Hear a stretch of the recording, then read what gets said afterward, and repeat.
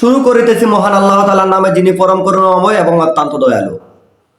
সংগ্রামী বন্ধুগণ, আসসালামু আলাইকুম ওয়া আদাব।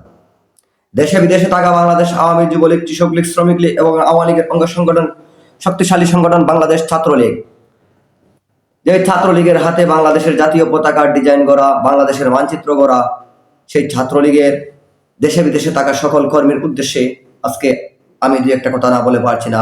আমি শাকির আকন্দ, মৌলভীবাজার জেলা স্বেচ্ছাসেবক লীগ।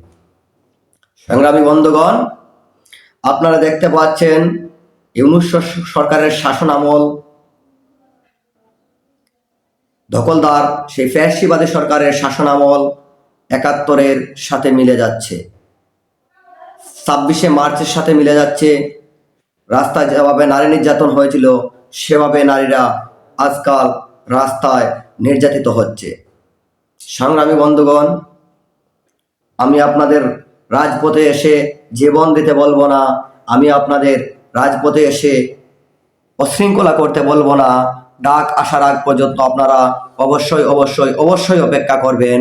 ইনশাল্লাহ খুব তাড়াতাড়ি আমাদের জন্য আমাদের নেত্রী একটি সুসংবাদ দিবেন। তবে হ্যাঁ, সংগ্রামী বন্ধুগণ, আমি কয়েকটা কথা না বলে পারতেছি না।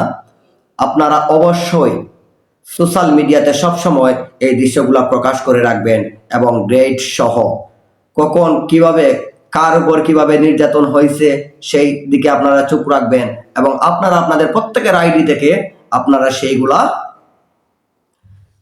কষ্ট করে হলেও আপনারা প্রচার করবেন, দেখাবেন জাতিকে বাঙালি জাতি আজ কোথায় গিয়ে পৌঁছে গেছে, কিভাবে নির্যাতন হচ্ছে আমাদের দেশের নিরীহ মানুষের উপর, কিভাবে নির্যাতন হচ্ছে আমাদের দেশের শিক্ষক শিক্ষিকাদের উপর। ওরা কত নির্যাতন জ্বালাতন সহ্য করতে হচ্ছে হাতে গোনা কয়েকটা মেধাবীদের জন্য। তবে পরিশেষে আমি এটাই বলবো, আপনারা সবাই দেখতেছেন